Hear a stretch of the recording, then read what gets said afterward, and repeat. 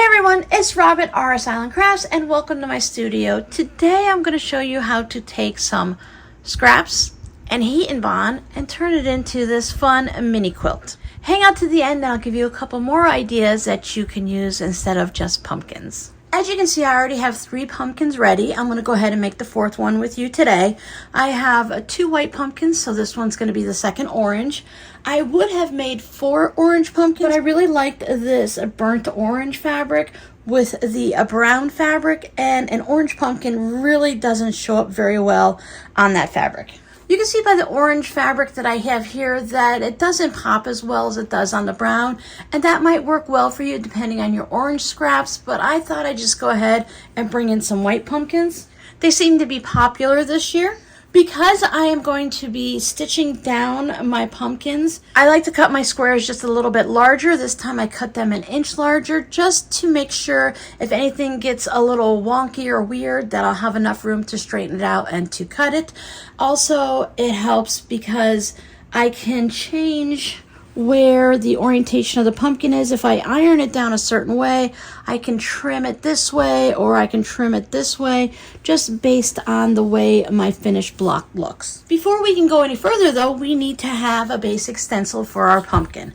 Now I'll put down a link in the description box for where I got mine, but you can just Google pumpkin outline, pumpkin coloring book. You can just freehand it. It's a simple design that you can easily sketch out. And then if you want to add a stem or no stem, totally up to you. And of course you can make your pumpkins any size you'd like. I did create a separate stencil here for my green stem. That way I can easily set this down on my green fabric and trace around it. I did add about a 1/2 inch extension. That way this extra bit here will be down below underneath my pumpkin, and it won't have any bits where sometimes if you don't have that little extra bit to tuck under, you might have some of your background fabric that pops through. We want to just make sure that our stem is completely underneath our pumpkin, and it also helps to sew it in place. So my pumpkin's about 7 inches wide, so I decided to make my blocks 9.5 inches. I didn't want to have a lot of fabric around them, but I wanted enough background fabric to help the pumpkin pop a little bit. I also have a 9.5 inch quilting ruler, so that makes it easy to square it up. Now if you prefer, you can make, again, your blocks larger, your pumpkin smaller, your pumpkin larger. You can create it any way you'd like. I cut my background fabric at 10.5 inches, once again to give myself that little bit of a wiggle room, and in case anything happens where it shifts or puckers up while I'm stitching. For both my orange and white pumpkins, I did use a variety of scraps of fabric to create them, but you could make these out of just one fabric, especially if it's a fabric you really love. I'm using 1.5 inch wide scrap strips for all of my pumpkins, and that allows me to use 7 strips to cover up the width of my pumpkin. I tend to sew a lot of things with 1.5 inch strips, so I like to keep a rainbow selection prepared ahead of time to make my projects go a little bit quicker. I've used both the orange and the white from this scrap bin, and then I used a little chunk of green for all of my stems. I chose to have all of my stems from the same fabric, but you can choose 4 different greens or whatever you'd like. I've also seen black pumpkins and the teal aqua pumpkin, so you can choose any color you want, but today we're going to do an orange pumpkin. Now for my strips and my pumpkin, I just laid out some fabric strips that were longer than my pumpkin. It gave me enough wiggle room to make sure when I put my heat and bond template down that it covers enough of it and I don't have any bits sticking out. So I went through and I just chose the fabrics that I like, and to figure out that I needed 7, I just overlapped them by about 1/4 inch or so just to see how many I need. So maybe you're going to need less for your pumpkin. Since our pumpkin shape is a little bit narrower on the ends, you can use shorter strips of fabric for those. We just need to be really careful when we go to sew them together. Now when I sew mine together, I started in the center and I sewed them together going off to the right and then going off to the left. You can sew them together in groups of 2, and if you're just starting out sewing the narrower strips, I do recommend sewing each one in groups of 2, and you'll just have that one extra one to sew at the end. When sewing in groups of two, especially with scraps, it keeps your fabric lined up neatly. When you go to press it, it's really easy to get that seam to wobble if you're not really careful about how you press it. And by doing it in groups of two, it just keeps everything from getting a little twisted in one direction or the other. But if it's something that you're used to doing, you can go ahead and sew them all the way across. I like to line up the top of my fabrics when I sew them together. That way I have a nice straight line going across here, and it gives me a good way to lay this down when I put my heat and bond down.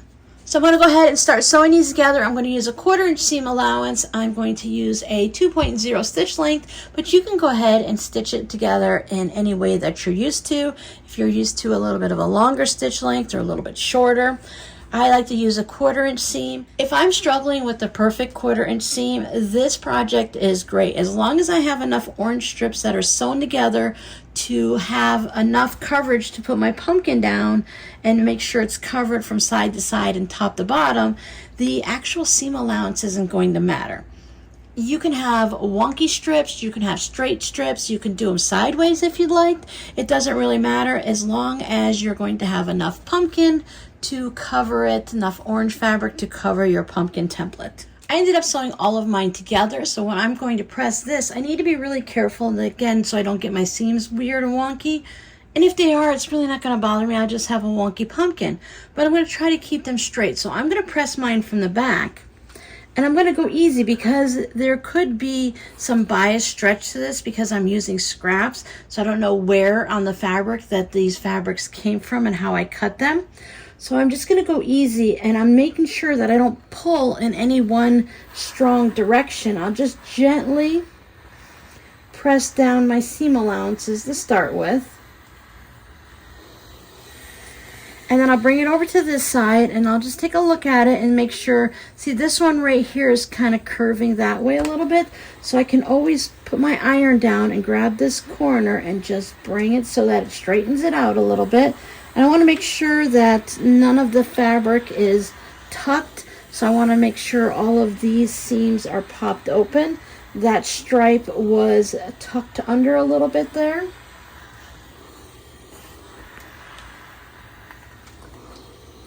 Now, of course, you can also press your seams open if you like. Mine are all going the same direction. If you stitch your two strips together at a time, they could be going in any direction. That part doesn't matter too much. You can always lay this down on your mat just to make sure your lines are as straight as they can be. So I'm using the Heat and Bond Light. This is a sewable. It's a iron-on adhesive. It's going to help keep my pumpkin in place until I can go back through and add stitching to it to hold it down. There are other types of Heat and Bond and different brands. The one in the red packages is a no-sew, and for this project we want to make sure we have something that we are able to sew through. So this one has the sewing machine and it says it's sewable. It's the light one, so it's not going to make our pumpkin wall hanging too stiff or anything. This particular product is Heat and Bond that I'm using. It has paper on one side, and you can see all that glue and you can feel it on the back. What we want to do is we want to trace out our design on the paper side. I'm going to be using the stem separately, so I'm going to skip that part. So when I lay this down, I'm going to make sure my entire pumpkin is on the Heat and Bond paper. I don't need to have a ton on the outside of it. I just need to have about 1/8 of an inch or 1/4 of an inch past the outside of this pumpkin where I'm going to draw the line. For me, if I were to just shove it in the middle of the paper there and trace it all out, I would be wasting a lot of this Heat and Bond. So I want to be a little frugal with it.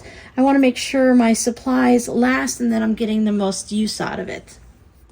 I'll just take a pen, pencil, whatever you'd like.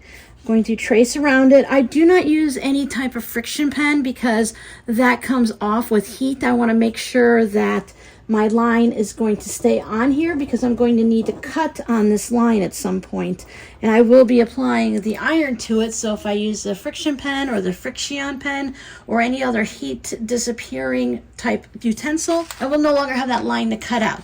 Now here's where my stem is. I just take my pen and I want that little bit of a dip there.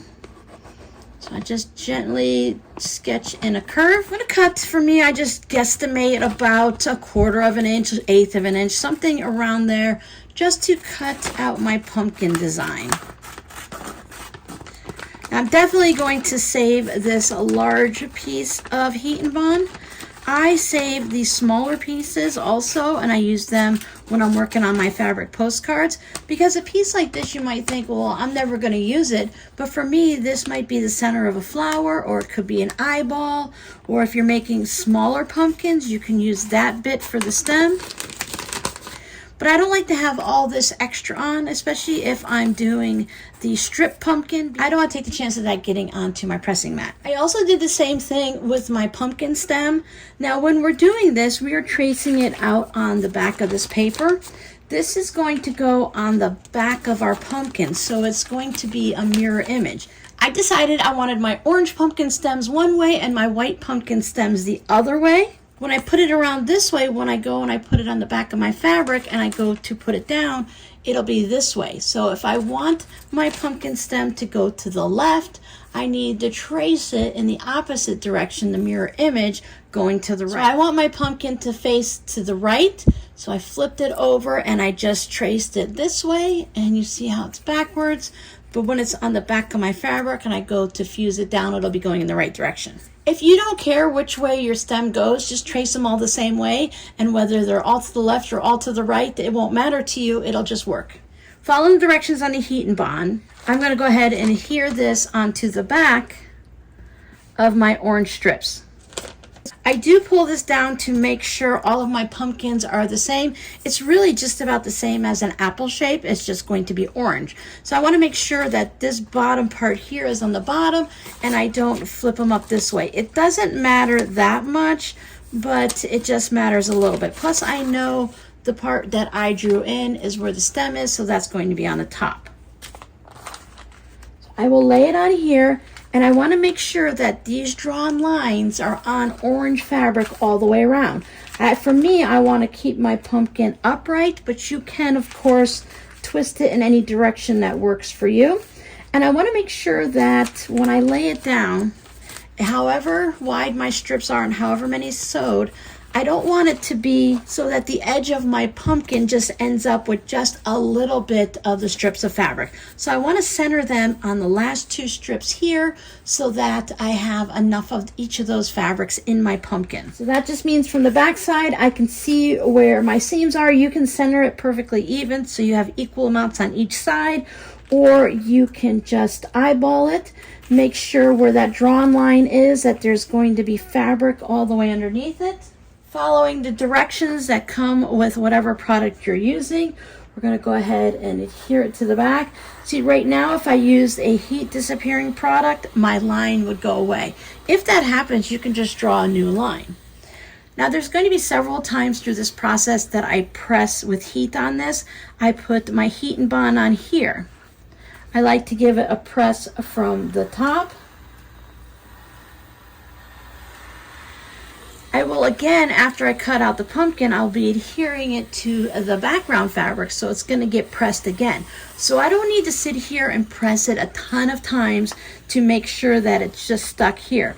I do want it to be adhered to my fabric, but I really don't want to overheat it, because if you overheat your Heat and Bond, the glue will disappear and it'll no longer work. Now this time when I cut it out, I'm going to cut it out right on the line.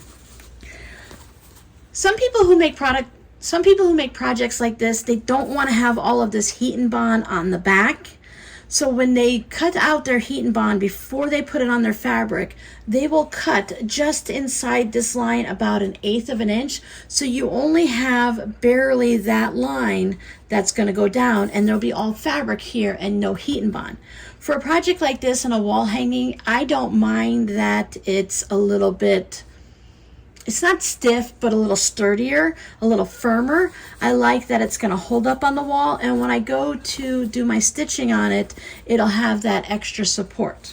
Now for my orange fabrics, it works out pretty well. You don't normally see my brown background sticking through, but with my white fabrics, I was a little concerned with some of this golden orange, burnt orange color coming through. You can see it shadowing a little bit on the background on the white, and that didn't bother me. To save it from being too much shadowing through, I went ahead and I put a lightweight interfacing before I put my heat and bond on. So I had my fabric with a lightweight interfacing, and I used Pellon P44F, but you can use whatever works for you. Remember, the more things you put on, the stiffer your fabric can be. So I had fabric, the lightweight interfacing, and then my heat and bond. And that just stops the really darkness, the really severe shadowing coming through. So I like the way it just has that little bit that shines through without being too much. Same thing with your oranges. Same thing with your oranges. This orange has a mostly white background, so it's a little bit lighter. So I can, upon looking really closely, see the little leaves and the shadowing of it through there, but it's not so much that it's a really obvious thing that I don't care for. So now we're just going to go ahead and cut it out directly on the line.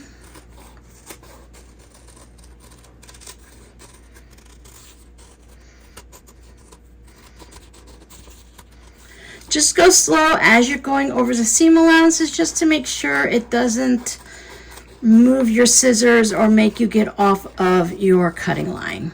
Now I have pumpkin fabrics that I orientated in the right direction, so I know that this is the top of it, but you can also just put a pin up there, or just again measure it off of your other ones. Bring another pumpkin in just to make sure that they're all going in the same direction. This is the background fabric that I'm going to be adhering it to. I like to give a finger press on the center this way. And then I do the same in this direction, centering that crease still. You can also put pins in, but that gives me that center point, and I can see the lines going out, and that's going to help me line up my pumpkin. Now for these, it's such a big thing, I can usually just grab the edge. Now for something this large, I can usually just grab the edge and pull down that paper. If it's a smaller piece, or maybe you don't have fingernails and you struggle to get it off, you can just take a pin and just make a little score mark on there, and it makes it easier. This will tear the paper just a little bit and make it easier for you to pull it off. You don't want to be just picking at it so much that it causes your fabric to fray.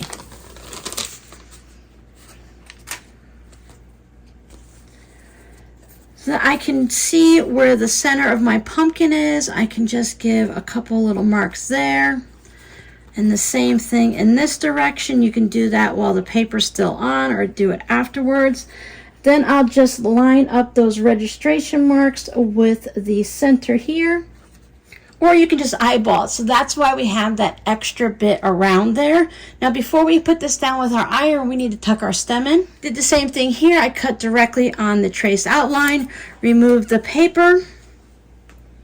You can tuck this in as far as you'd like, depending on how much stem you'd like to pop up.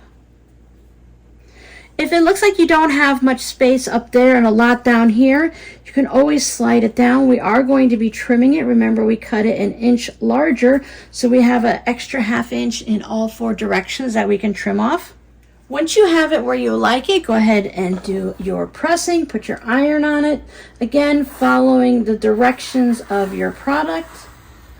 I like to pay attention to the edges, even though I am going to stitch them down. If they're going to pop up, that is where they will pop up. 1 quick round, and then I like to give it a nice press from the back. A nice hot iron works well for me. Now our next step is to take it to the sewing machine and stitch down the edges. That way they don't pop up. How you choose to stitch your pumpkins down is up to you. You can simply take a straight line and just stitch all the way around, about 1/8, a little bit more all the way around. I would do the pumpkin and the stem. Or you can do like I am, and you can choose one of the fancy stitches from your sewing machine and use that. Some people like to do a zigzag stitch, and other people like to do a satin stitch. You can do a blanket stitch. There's just such a variety of things you can do.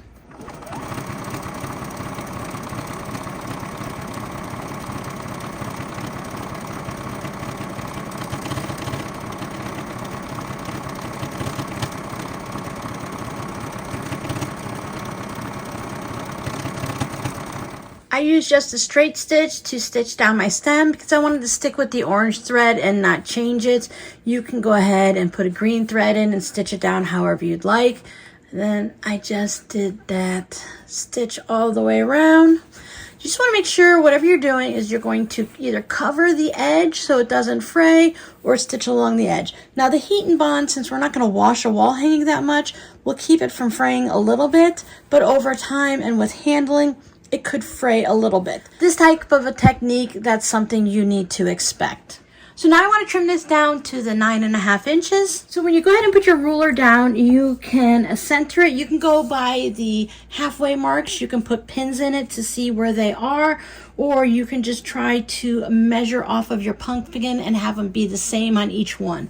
I know for my pumpkins that if I put the 8.25 inch about at the edge here and just shy of 8.25 down for the bottom of my pumpkin, then I can go ahead and trim around and they'll be in about the same position.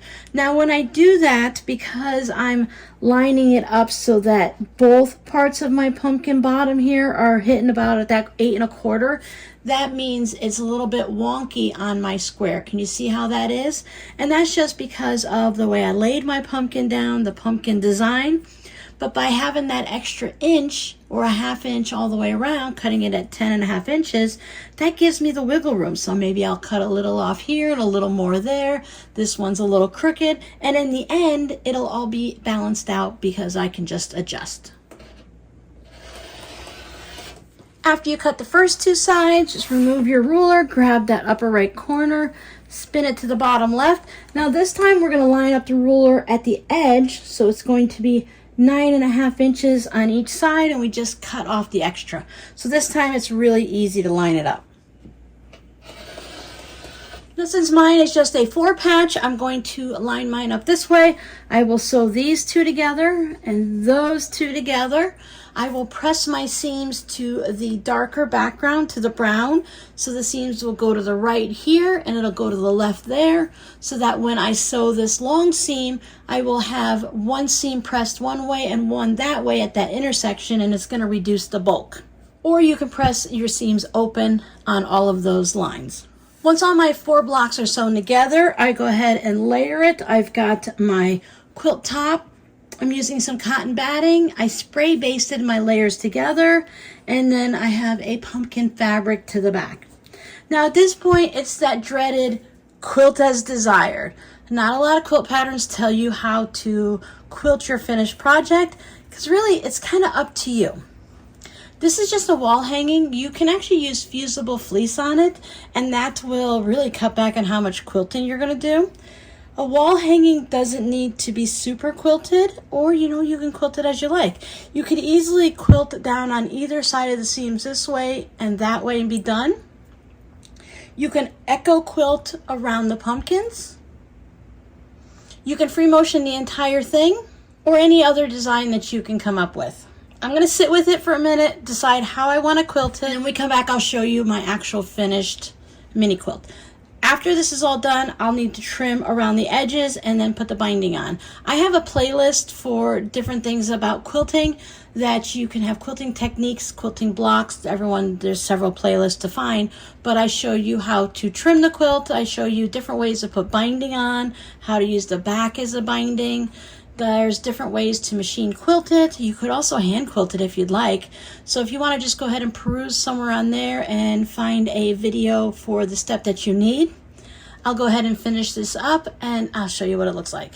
There is my little mini pumpkin wall hanging. For my quilting, I chose to stitch 1/4 inch down each side of the seam, and I echo stitched around all of my pumpkins. I went ahead and used the orange thread because at a distance you really can't see it that well. It blends in nicely, but if you look closely you can see that. So it all depends if you want your quilting to show or to be a contrast. So even though I have a white pumpkin, my mind automatically thinks white, white, white. But since I did the echo quilting about 1/4 inch-ish, a little less, around the pumpkin, it's in the background, and that's the color I wanted to match. I cut strips of fabric 1.5 inches wide from the backing fabric, and that is what I used for the binding.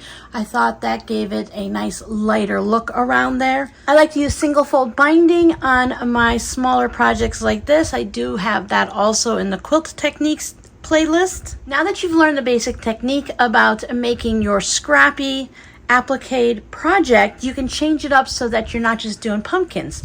You can have ghosts and bats for a more Halloween theme.